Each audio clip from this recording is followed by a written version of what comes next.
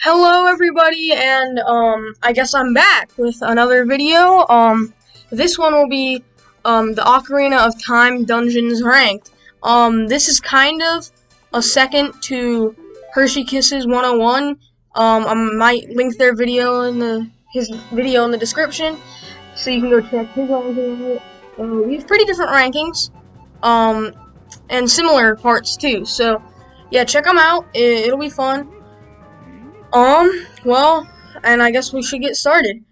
My number 9 dungeon of Ocarina of Time, so the worst one, would be the Deku Tree. There's nothing to hate about this dungeon. I don't hate it. I guess what's in it I like. There's just hardly anything in it. It's a very, very, very small dungeon with some basic puzzles.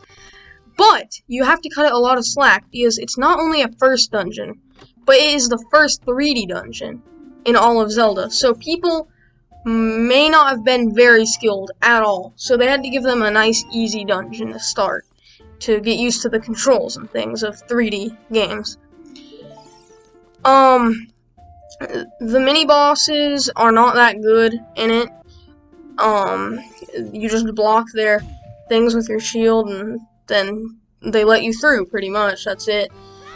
So it's a really basic, mediocre dungeon with nothing really in it, and then it's extremely easy. So I'm gonna put it at the bottom just because there's so many other things in the other dungeons.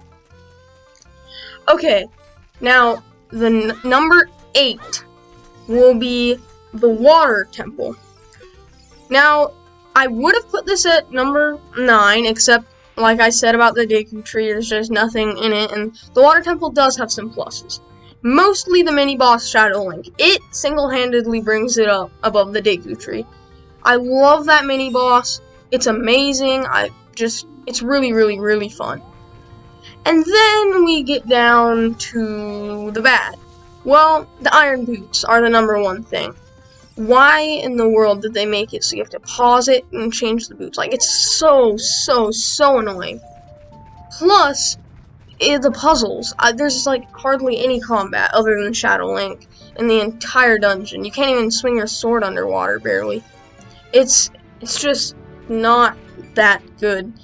If you are a huge fan of puzzles and just really like the puzzles and don't mind the Iron Boots, it can be your kind of dungeon, but there's no way it's going to be your favorite, and there's no way, like, for me, that I'm even going to like it. I just remember it being extremely annoying. It took me so long to finish it the first time I played through. I mean, granted, I was super little the first time I played through it, but it took me super long time, and it was just extremely annoying. Number 7, Jabu Jabu's Belly. I don't hate this dungeon. I actually really like it. From here on out, it's fun dungeons. I hear a lot of bad things about this one, but I like it. I like the tentacle fights. I like the boomerang. I like a lot of it. The only problem is it's super short, and I don't mind the ickiness as well. Like the being in someone's stomach. I don't really mind that.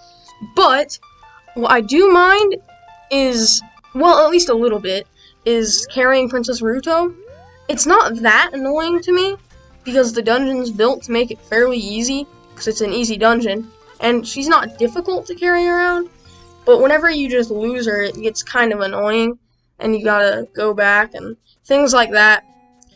But all in all, it's really not a bad dungeon. I do enjoy playing it, and a big part of that is actually probably because it's the last child one and you're about to get the Master Sword, but other than that, it's a really fun dungeon. Number 6 is the Dongo's Cavern. I love this dungeon so much. It's easily the best child dungeon, and it beats the Water Temple as well. It is extremely fun, like I said, to play through.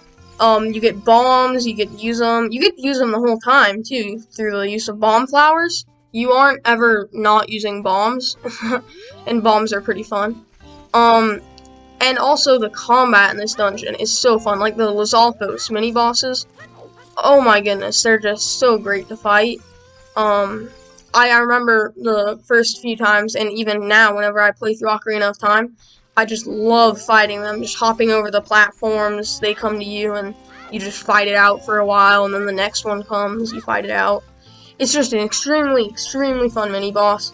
And also, if I haven't said it yet, which I have not, we are ranking the mini-bosses in the ranks, but not the bosses. The bosses are not involved. Okay, moving on, we have the Fire Temple. This one is fun, but also, similar to the Water Temple, it's very annoying at parts and just hard to get through. But it's not nearly as puzzly, I guess. It is puzzly in a good way, but it's really fun. It really is. It's one of my least favorite adult dungeons, but it doesn't mean it's bad by any means. It's super fun. You get to go through it. The flame dancers, they're fun, but they aren't the best mini bosses ever. You play through, you get to use the Megaton hammer. And I said that we don't rank bosses, but the boss is really fun. All in all, it's a great temple. I think the music's pretty good too. Not controversial. Like, I'm not going to be controversial here, but the music is really good. The second one too, the one without, both musics are good, is what I'm trying to say. On to number 4, we have the Spirit Temple. It's also a great, great temple. I always show up at it, and I'm like, how will I ever beat this? It's going to be super difficult. And then whenever I beat it, I feel really accomplished. It's a great dungeon that way.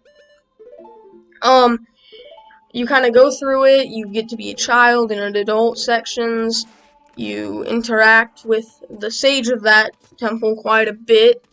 Not only talking to her, but fighting her at points. And, you get the mirror shield, which is a really cool shield. Sadly, I only ever use it for the boss fight, not for much else.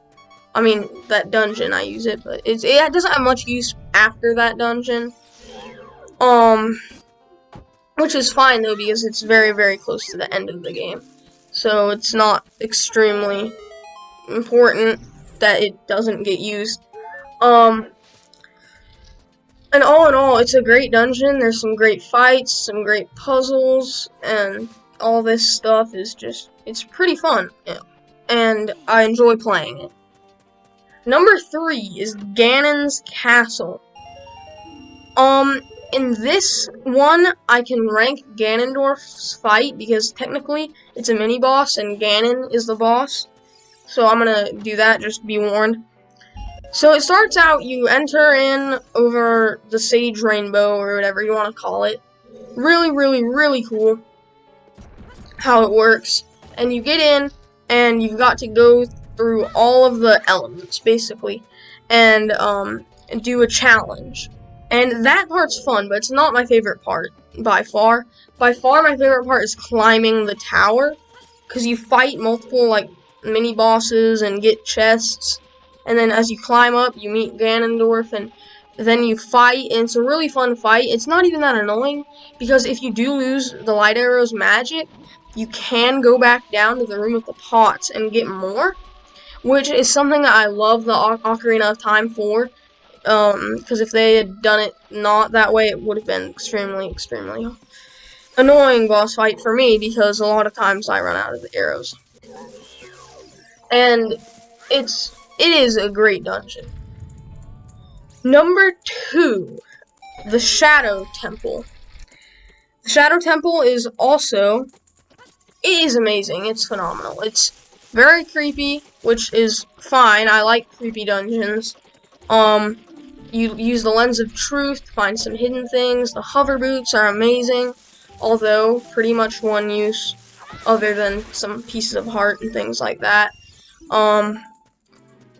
You get to go through, you get to ride like a boat. There's all kinds of symbolism through it and things like that. It's just really, really cool. And it's like the burial place of the Sheikah, if I remember right, and all this cool stuff. and it's just got a lot of lore around it, through the War of Hyrule and things like that. But that's not what I'm really here about. I'm here about how fun it was. It was super fun, and the mini boss, Dead Hand. Lots of people say it's creepy, which it is, and if that's a complaint, I'm confused why, because it's supposed to be a creepy dungeon. Of course there's supposed to be a creepy mini boss. There's a creepy boss, granted not as creepy as the mini boss, but Dead Hand I think is a great mini boss for that dungeon. I love to fight it and just go into that room and be like, oh my goodness. All in all, it's just a great dungeon. And, it's just, yeah, I don't know what else to say. It's amazing. At the #1 spot, we have the Forest Temple. I love it so much. It's amazing on so many levels. Obviously, the boss is great, but I'm not going to go there, so I'll just get that out of the way. The boss is good. I remember the hands that come down on you. It just adds to the creepiness, and personally, going into lore and things like that, I honestly feel a bit more creeped out in the Forest Temple than anywhere else. I think I might do a future video on some of the dungeons lore, like the Shadow Temple and the Forest Temple, places like that that are really, really rich with it. Really, the biggest thing of the Forest Temple is how it's the first adult dungeon, and it's just so much of an upgrade from the child dungeons. I love the child dungeons, but the Shadow Temple is just, or not the Shadow, the Forest Temple is so much better. It's just super fun to play. I love it. You fight the ghosts, you hunt them down, you get the bow, you fight some Stalfos, which is actually really fun. It's annoying sometimes, but I would rank it as fun as well. There's a lot of mini bosses. Like I said, the Stalfos, the ghosts, and the hands that pick you up and stuff.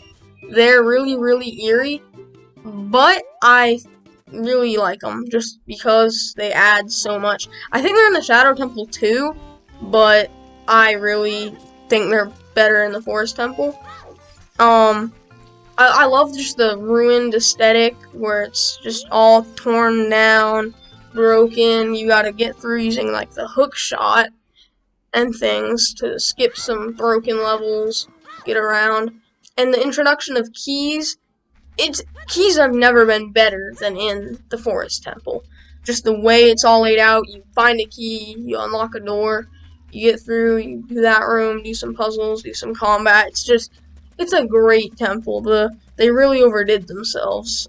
Or, I guess, you can't really overdo yourselves on something that good. Because you don't... Well, I guess they did overdo themselves. It's one of the best... It might be my favorite dungeon of all time. I can't confirm that here, but...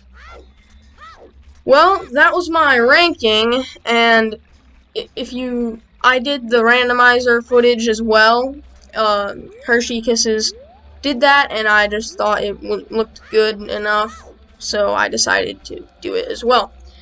So, if you enjoyed this video, tell me if you want more, if you want any lore of the Forest Temple, or the Shadow Temple, or Spirit Temple, anything. I will definitely do some investigating. If you want any more Ocarina of Time, let me know. If you want another Zelda game, also let me know.